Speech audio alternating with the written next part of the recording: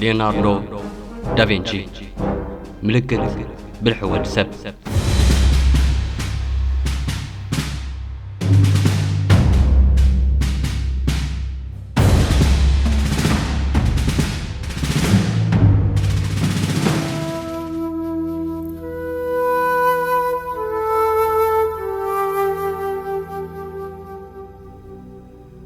ኣብ ዘመነ ብልሒ ኣብ ዘመነ ደም ሓደ ደቃላት ወልደ ብጻይ ነጋውስ ውጻእ መዓ ዘመነ ቅትለት ትንግርታ ዓለም ኮነ ህይወት ሕስርታ ኣብ ዝነበረትሉ ጊዜ ተወሊዱ ኣገባብ ኩናትን መካነካዊ መሳርያታቱን እናጽንዐ ዋና ናይታ ዘለዓለማዊት ፍጥረቱ ሞናሊዛ ብምዃን ንዘመኑ ሓሊፉ ንጊዜ ክማርኽ ከኣለ። ዘመኑ ዘመነ ብርሆት ወይ ርናይሰንስ ነይሩ። ኣብ ገጠራት ታስክኒ ዝነበረ ሓደ ኾተቴ ብፍጥረት ክሓስብን ክግረምን ጊዜኡ ዘሕልፈሉ ወቕቲ ካብቲ ህቡብ ወዳእ ነገር ወይ ጠበቓ ዝነበረ ኣቡን ጓል ሓረስቶ ታዲዩን ካብ መርዓ ወፃኢ ስለ ዝተወልደ ከም ድቓላ ዝቝጸር ዓብ መጻእ ክህልወውን ዘይግመት ነይሩ። ኣብ 5 ዓመቱ ወላዲቱ ምስ ከምኣ ማሕበራዊ ደረጃ ዘለዎ ድኻ ትመርዖ ተባሂሉ ክትሓድጎም ከላ ህፃን ሊዮናርዶ ምስ ኣቡኡ ንኸዓቢ ተረፈ። በቲ ናይቲ ዘመን ካብ መርዓ ወፃኢ ናይ ዝተወልዱ ውሉዳት ዕጫ ካብ ሃብቲ ኣቡኡ ክወርስ ወይ ስራሕ ኣቡኡ ክኽተል ኣይክእልን።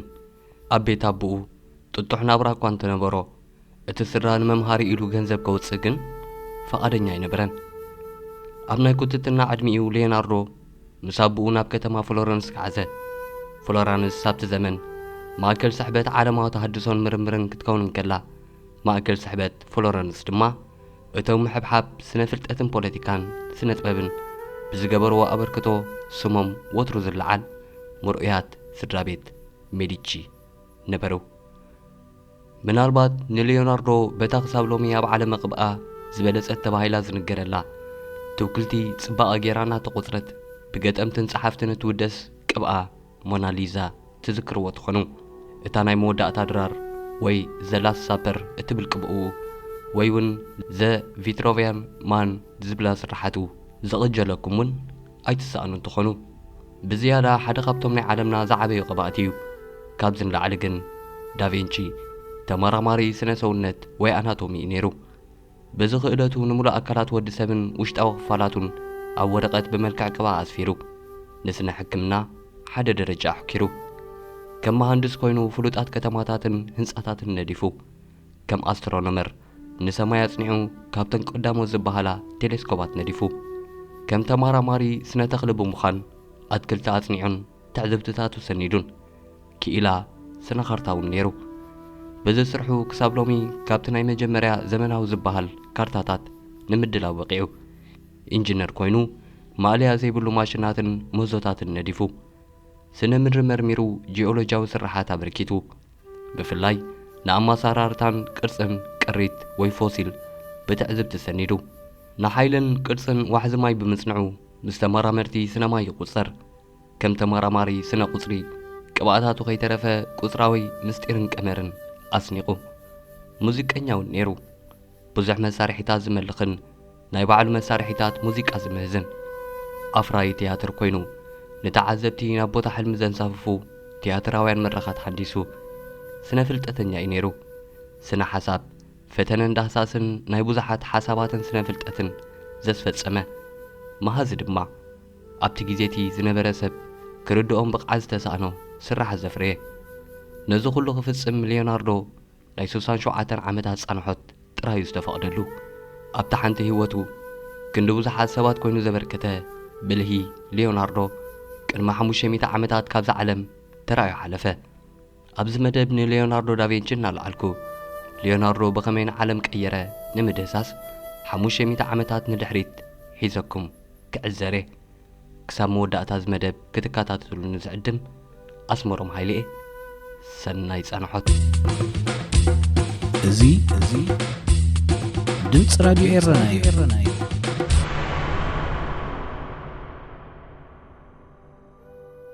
ዛንታና ኣብ 1452 ዓመተ ምህረት እዩ ዝፍልም።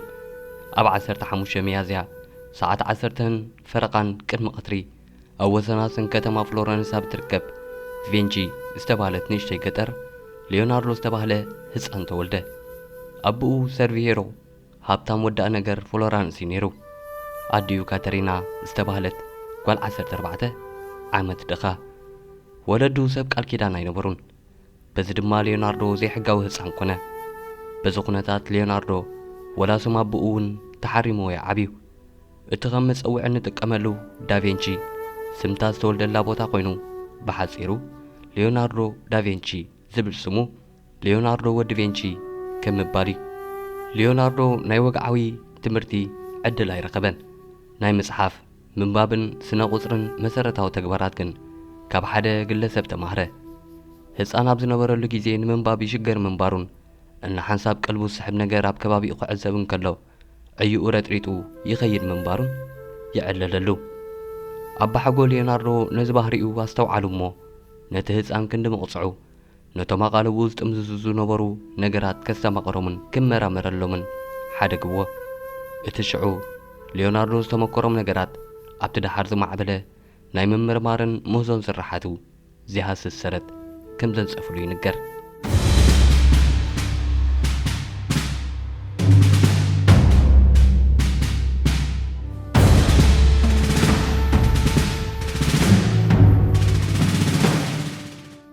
أب كبابي شحن 434 ليوناردو قبطان إشي قطر فينشي مصابو ناب كتما فلورنس كعزة حقا وهصان انت زخون نتنا يابو مويا ودأ نجر كسعب من تقدده كم زي حقا ولاد بوزح زقدسلو بزي من باروغن وينتالو بوزا أززوخ سرحت حدقه أب كبابي 14 عامتو أب كبقى فولو يبقعات كم زلوو كمسكر جمره ليوناردو بزسئلوم زنبرا نرفتات لبوز تسلبه أبوه سرحت ليوناردو وسيدو ناب أندريا فيريكيو استباهل عركو أرعيو فيريكيو أبت جيزيتي عملا فلورنس سبولس استباهلو نايسنت أستريتات زوننن زكايد النبرة سرحت تهز عن مسرعي بعد نقطة استنكرمو نولاد ليوناردو اتهز عن نابسنا قبقها كزنبل كحقزو تلابو دحري 4 عامتات أب كبابي شحن 468 ليوناردو كم تلمدين سلطان خوينو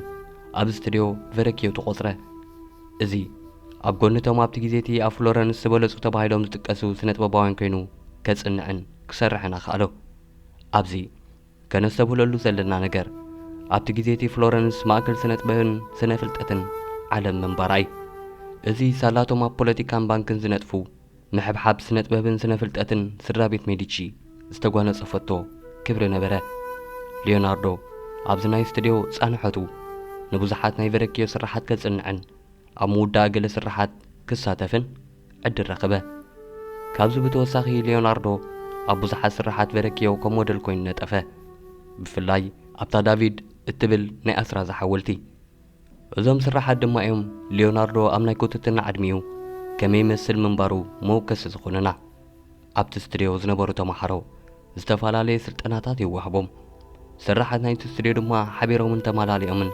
كفصمو يحتتو نبرو حانت نايزي حبير كاناي مسرح ملكت اتا تنكت كريستوس زتباهلت كبايا زبزح كفال نايزا قبعا فيريكيو بعلو زعم ما كونت نبرت اتا ابسقام زلو ملأخن دحر بايتا نايتا قبعان كن بليوناردو ايو تقبيو بزحات ليوناردو سألو ملأخ برياليزمن تكنيكن نتا ناي فيريكيو سراح عبليدو قوليحو كم زوصي مسكرو أبشحن 472 ودي 10 عامت ليوناردو نتا بالسرات زتبهالت كبقى أبركته إذا سراح ليوناردو نمجمرا جيزي بولكو سرحا خوينا نخود دقا 3 عامتات أبيلا وسلتلو دحر حدا عامت ليوناردو أبال محبر كواء تخونا أبتي جيزيتي أبو خلو تريقو نايبين استريو كوان تخفتلو ليوناردو جن مسفركيو مو على المسرحن يبرهو نبره نبوزح عمتات دما مسؤ مسرحن منبارن قصله ناي شحن 476 سندات بيت فردي كم زملكتو ليوناردو مسكالو اسلسه اودات بكبره صدوم مخصاصو يملكتو اتفصامه حدا قبطوم نايت غيزيتي هبوبات دق تبعتيو امنزراتات زتساتفولو نبره يخون امبر وقول جبتي بزي مركابو اتخص دحر غيزي تنصغه بزن ليوناردو اب غيزي مزخونت غالن سيتي زفلت ركب سلا زينبرون دمايوم بزحت تمارامرتي نايز غيزي ليوناردو سودومنيا كم زنبرة زسمامعو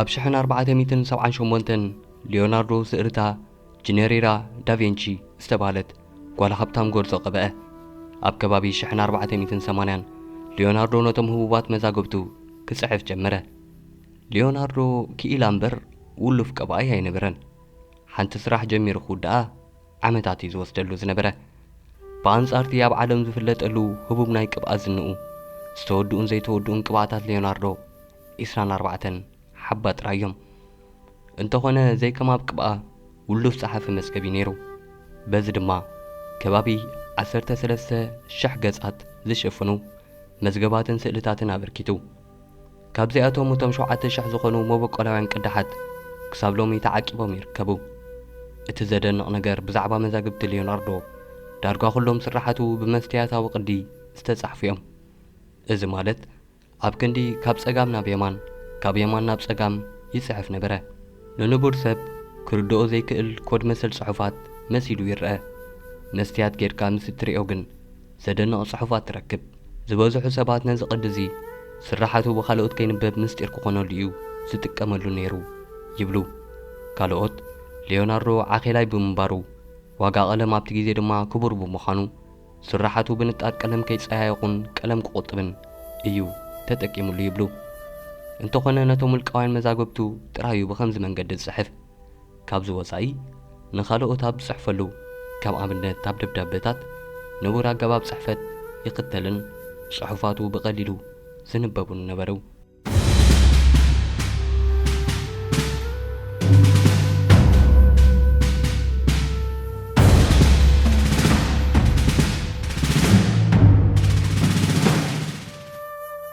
እዞም ብርኩታት ጽሑፋቱ ድማ እዮም ንليوناردو ኣብ ሎሚ ኮይና ክንርድኦን ክንፈልጦን ዝኽእሉና ብዙሓት ካብዞም ጽሑፋቱ ካብ ቅብኣታቱን ላዕሊ ህቡባትን ክቡራትን ክኾኑ ክኢሎም እዮም ኣብ 1994 መስራቲ ማይክሮሶፍት ቢል ጌትስ ነታ 36 ገጻት ጥራይ ዘለዋ ንገለ ካብ ህቡባት ንድፍታት ليوناردو ዝሓቆፈት ኮዴክስ ሌስተር ዝተባህለት ምዕዳግ 30 ሚልዮንን 802,500 كفله ليوناردو بزعبا نفسه يكون والقوي هوتو ኣብ መዛግብቱ ብዙሕ ኣይጽሕፍን ኣብቲ ዝጽሕፈሉ እዋናት ግን ብዙሕ ምስጢራት ህይወቱ የካፍል ነበረ ከም ኣብነት ኣብ 28 ክሳብ 30 ዓመታት ዕድሚኡ ብጸቕጢ ይሳቐም ምንባሩ ይርአ ሓንቲ ካብተን ፍሉጣት ጥቕስታቱ ኣብዚ ናይ ቅዛነት ጊዜያቱ ጸሓፍያ ነይራ ከምዚ ትብል ከመይ ነብር ኣለኹ ስምሃርና መሰለኒ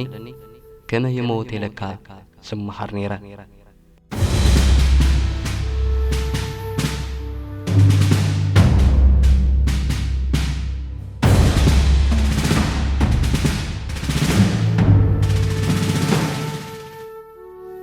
ኣብ 1481 ليوناردو ሓንቲ ጊንጥ ደብዳቤ ናብ ራእሲ ናይ ሚላን ሉዶቪኮ ስፎርዛ ጽሓፈ ጊንጥ ዘብላ ብዛዕባ እቲ ህቡብ ኮይኑሉ ዝነበረ ናይ ቅብኣ ክእለቱ ብዙሕ ዘይጠቐሰላ ኣብ ክንድኡ ብዛዕባ ናይ ስነ ውትድርና ሓሳቡ ዘካፈለላ ብምንባራ እያ ብርግጽ ليوناردو ኣብቲ ግዜቲ ዝኾነ ይኹን ናይ ውትድርና ተመክሮ ይነበሮን ብዛዕባ ከመይ ገይሩ ፎኮስትን ተንቀሳቐስትን ድልድላት ክሰርሕ ከም ዝኽእል ኣውስአ ከመይ ገይሩ ነቶም ግንብታት ዝሓፅሩ መትረባት ማይ ከንጽፎም ከም ዝኽእልን ገዘፍቲ እማን ክውርውራ ዝኽእላ ፍሉያት መዳፍዓት ከም ዝምህዝን ነገረ ድምፂ ከየስማዕካ መትረባት ከስግር ዝኽእል ዲዛይንን ቅዲ ህንፃን ከም ዘለዎ ክትጥቃዕ ዘይትኽእል ንመስመራት ጸላኢ ተበጣጥስ ሽፍንተን ውሕስትን ተሽከርካሪት ክምህዝ ከም ዝኽእል ሞርተራትን መድፋዓትን ክሃንስ ከም ዘይጽግሞን ተዛረበ ኣብ ባሕሪ ንምትካዕን ምክልኻልን ዝሕግዙ ናይ ሓይሊ ባሕሪ መሳርያታት ክምህዝ ከም ዘይጽግሞ እውን ኣነጸረ ኣብ እዋን ሰላም ህዝባውን ውልቃውን ህንጻታት ክሃንጽ ዝርግሐ ማይ ከተኣታቱ ከም ዝከኣሉ ኣበሰረ ድሕሪ ዝኹሉ ዝርዝራት ኣብ መወዳእታ ናይታ ደብዳቤ ጥራዩ ድማ ليوناردو ንምቕባእን ምቕራጽን እውን ከም ዘይጽግሞ ዝሓበረ እዚ ኣብ ፍሎረንስ ዝበለጹ ምዝባሃሉ ስነ ጥበባውያን ዝተምሃረን ዝሰርሐን ብስራሓቱ ንገሊኦም ተመዓራሪው ዝሓለፎም ليوناردو ናይ መሃዝ ክእለቱ አጉሊሑ ናይ ስነ ጥበብ ክእለቱ አትሒቱ ጸሓፈ። ኣብ 1482 ሊዮናርዶ ካብ ፍሎረንስ ናብ ሚላን ከዓዘ። ከም ተዛሓሰቦ ከም መሃንድስን መሃዝን ኮይኑ ንክሰርሕ ዘይኮነስ ከም ቀባኢ ሙዚቀኛን ኣፍራይ ቲያትርን ንምዃን ዳ እምበር ሊዮናርዶ ሌራ ዲቪራቾ ትበሃል ንቫዮሊን ትመስል መሳርያ ሙዚቃ ኣምኢዙ ጻወት ነበረ። ኣብ ኣጸደ ከበርቴ ሚላን ክጻወት ክእለቱ ድማ ንኻልኦት ክምህር ተሰማዐ። ካብ ምልከት መሳርያ ሙዚቃ ሓሊፉ ናይ ገዛ ርእሱ መሳርያታት ሙዚቃ መሃዘ። ኣብ ቲያትር እውን እንተኾነ ሊዮናርዶ ኮስቲምን መድረኽን ኣብ ምድላው ነጠፈ። ብዙሓት ካብ ናይ ምውዛሕ ሓሳባቱ ምዝ ስራሕ ተኣሳሲሮም ከም ዝተኸስሉ ይንገር። ከም ኣብነት ሊዮናርዶ ኣብ ሓንቲ ቲያትር ትነፍር ርግቢ ተድዮ ነበረት። እቲ ንጊዜኡ ቀዲሙ ዝተፈጥረ ብልሂ ብዕንጨይቲ ተጠቂሙ ሓንቲ መካኒካዊት ርግቢት ብምምሃዝ ንመድረኽ ኣብቅዐ። እዚ ነቲ ብዝረኸቦ ዝምሰጥ የእምርኡ ሰሊቡ ብዛዕባ የዕዋፍን ኣነፋፍረአንን ክመራምር ካልእ ስርሑ ከም ዝርስዕ ገበሮ። የዕዋፍ ብኸመይ ይበራ ብዕምቆትን ዝርዝርን ተዓዘበን ተመራምረን። ኣብ ዝቐጸለ ህይወቱ ንወዲ ሰብ ክነፍር ዘኽእሉ ዝተፈላለዩ ዲዛይናት መሃዘ። ገሊኣቶም ካብዞም ዲዛይናት ተሰሪሖም ናብ ፈተነ ክበቕዑ ክኢሎም እዮም። ፍቕሪ ናይታ ርግቢት ቲያትር ዝፈጠሮ ምርምር ሊዮናርዶን ዲዛይናቱን ሎሚ ሓደ ካብቶም ናይ መጀመርያ ክትነፍር ናይ ትኽእል ሄሊኮፕተር ንድፍታት ዘቕረቡ ሰባት ኮይኑ የጥቅሶ። ኣብ 1483 ሊዮናርዶ ነታ ድንግላ ኻውሕ ዝተሰሜት ቅብኣ ክስእል ምዋል ረኸበ። ብሰንኪ ኣብ ክፍሊ ዘጋጠመ ምሳሓብ ግን ሊዮናርዶ ኣዝየን ዝመሳሰላ ክልተ ስእልታት ቀብአ። እታ ቀዳመይቲ ኣብ 1483 እታ ካልአይቲ ኣብ 1508 ተዛዘማ። ኣብ ከባቢ 1485 ሊዮናርዶ ገሊኣቶም ከም ናይ መጀመርያ ጋንጽላ ናይ ዝቖጽርዋ ፒራሚዳዊት ጋንጽላ ንድፊ ሰኣለ። እቲ ንድፊ ኣብቲ ጊዜቲ ይኹን ብድሕሪኡ ክሰርሕ ከም ዘይትኽእል እኳ እንተተነግረ ኣብ 2000 ዓመተ ምህረት ቅድሚ 24 ዓመታት ማለት እዩ ኣንድሪያን ኒኮላስ ዝተባህለ ሰብ ኣብ ንድፍታት ሊዮናርዶ ተሞርኪሱ ተመሳሳሊት ጋንጽላ ብምስራሕ ሊዮናርዶ ቅድሚ 500 ዓመታት ንዝነደፎ ብርቂ ሓሳብ ናይ ብሓቂ ክሰርሕ ዝኽእል ምንባሩ ኣመስከረ። ኣብ ተመሳሳሊ ጊዜ ሊዮናርዶ ኣብቲ ጊዜቲ ዝነበሩ ሰባት ክግምትዎምን ክሰርሕዎምን ዘይክእሉ ብዙሓት ማሽናት ነድፈ። ካብ ናይ 1487 ናይ ሊዮናርዶ ስራሓት እታ መቃለሲት ተሽከርካሪት ጐሊሓ ትርአ። ብዕንፀይቲ ተሰሪሓ ብሓፂን ዝተደረዐት ንጎብየ ከም ሞዴል ወሲዱ ብ4 ሰባት ትሽክርከር 8 መዳፍዕ ዝተገጥማ ምህዞ ነበረት። እታ ና 15 ክፍለ ዘመን ብኣማይት ዓመታት ዝሓለፈቶ ንድፊ መበገሲ ሓሳብ ናይ ዘመናውያን ታንክታት ክትከውን ምኽኣላ ይንገር። እታ ምህዞ ኣብቲ ጊዜቲ ኣብ መዓላ እኳ እንተዘይወዓለት ምስክር ብልሒ ሊዮናርዶን ካብቲ ኣብ ዘመኑ ዝነበረ መሳርያታትን ቴክኖሎጅን ንላዕሊ ዝመጠቐ ኣተሓሳስብኡን ኮይና ትግለጽ። ኣብ 1488 እቶም ናይ መጀመርያ ሊዮናርዶ ብዛዕባ ተኽለ ሰውነት ወዲ ሰብ ወይ ሂማን ኣናቶሚ ዝገበሮም ምርምራትን ንድፍታትን ክንዕዘብ ንጅምር። እቲ ስራሕ ናብ ወልፊያ ማዕበሎ እሞ ንሙሉእ ህይወቱ ተመራመረሉ። ኣብዚ ምርምራቱ ሬሳ ደቂ ሰብ እናጠበሐ ነፍሲ ወከፍ ህዋስን ጅማትን ኣብ ንድፊ ከቐምጥ ጸዓረ። እዞም ስራሓት ንስነ ፍልጠታዊ መዓላ ጥራይ ዘይኮነ ቅብኣታቱ ንምምሕያሽ እውን ተጠቕመሎም። ምኽንያቱ ሊዮናርዶ ቅብኣታቱ ይወሓዱ እምበር ብዝተኻእሎ መጠን ክውንነታውያንን ህይወታውያንን ከም ስሎም ይጽዕር ስለ ዝነበረ ሊዮናርዶ ምናልባት ንብዙሓት ደቂ ሰባት ዘይክሰት ድንቂ ብቕዓት ጥራይ ዘይኮነ ተመራማሪ የእምሮ እውን ነይርዎ። ንሱ ንቡር ኢሉ ከይመርመረ ዝሓልፎ ነገራት ኣይነበሮን። ንኹሉ ይሓተሉን ይመራመረሉን። ሰሙናዊ ነዊሕ ዝርዝር ናይ ክሓስበሎምን ክዕዘቦም ክመራመረሎምን ዝደሊ ነገራት የዳሉ።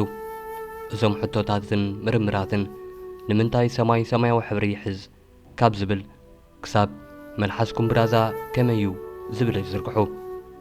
እዚ ናይ ምርምርን ኣንክሮም ባህሪኡ ኣብ ጊዜኡ ዝነበሩ ሰባት ብስነ ፍልጠት ክደስስዎም ይትረፍ ክሓስብዎውን ዘይክእሉ ጫፋት ክበጽሕ ኣኽኣሎ። ክቡራት ተኸታተልትና ንሊዮናርዶ ዳቪንቺ ኣልዒልና ህይወቱ ንምድህሳስ ዘለዓልናዮ ጽዋዕ ኣብ ሓደ መደብ ክውዳእ ኣይከኣለን ስለዚ ኣብ ዝቕጽል መዓልታት ብኻልኣይ ክፋል ሒዘልኩም ክመጽእ ቃልኣቱ ኣዳላውን ኣቕራብን ዝመደብ ኣስመሮም ሓይሊ እየ ነይረ ምስ ዝተረፈ መደባት ሬድዮ ኤረና ሰናይ ናይ ምክትታል ጊዜ ይምነየልኩም ሰላም